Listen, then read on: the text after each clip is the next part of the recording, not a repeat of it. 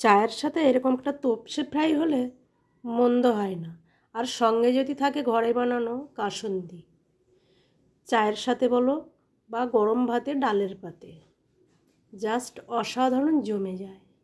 দেখো কত সুন্দর দেখতে হয়েছে, খুব টেস্টিকর, গরম গরম। ভিডিওটা দেখতে হলে কেউ স্কিপ করবে না, দেখতে থাকো। আর আমি একটা তোপসে ফ্রাই আমি ভেঙে নেব। দেখো জাস্ট অসাধারণ মুসমুসে। এটা তোমরাও বাড়িতে ট্রাই করতে পারো সামান্য কিছু ঘরে থাকা জিনিস দিয়ে। প্রথমে দেখো আমি তোপসে ফ্রাই বানানোর জন্য আমি কিছুটা তোপসে মাছ নিয়ে নিয়েছি। এই মাছটা যখন আমি ফ্রিজে রেখেছিলাম তখন আমি লেবু মাখিয়ে রেখেছিলাম। তারপরে ফ্রিজ থেকে বের করে আমি ধুয়ে পরিষ্কার করে নুন হলুদ দিয়ে মাছটাকে আমি মেখে রাখবো 2-3 মিনিটের জন্য।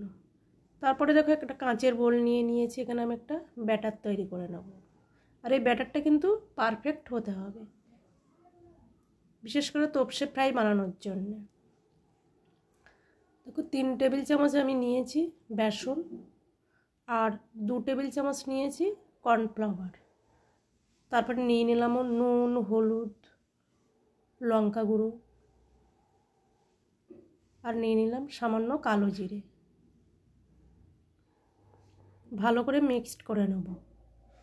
এরকম একটা হ্যান্ড হুইস্কের সাহায্যে আমি মিক্সটাকে একটা ব্যাটার করে নেব সামান্য জল দিয়ে। আর এই ব্যাটারটা কিন্তু পারফেক্ট হতে হবে,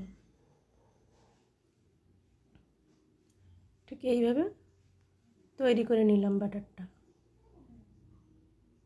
খুব পাতলা হলে হবে না, আবার ঘনও হলে হবে না।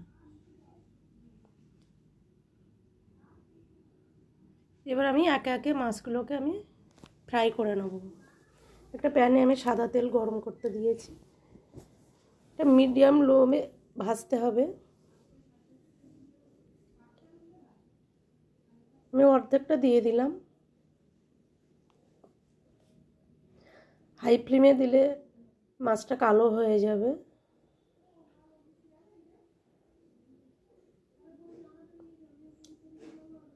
ব্রাউন করে আমি ফ্রাই করে নেব।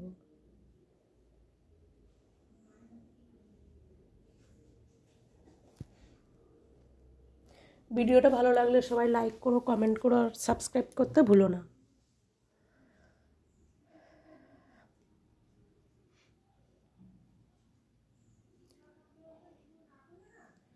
এটা খুব মুখরোচক হয়, খুব মুখপ্রিয় হয়, আর খেতেও খুব ভালো হয়। বাচ্চা থেকে বড় সবাই খেতে পারে। আর বাড়িতে বানানো জিনিস তো কোনো ভেজাল নেই। দেখো আমার ফ্রাই হয়ে গেছে, বাকিগুলো ঠিক এইভাবেই ভেজে নেব।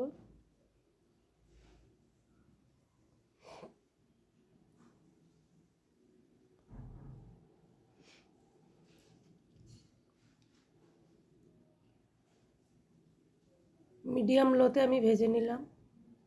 দেখো কত সুন্দরভাবে ছেড়ে ছেড়ে যাচ্ছে।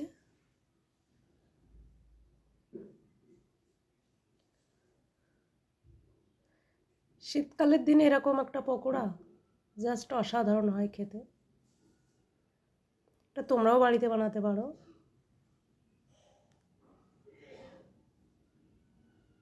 সবগুলো ভেজে নিলাম।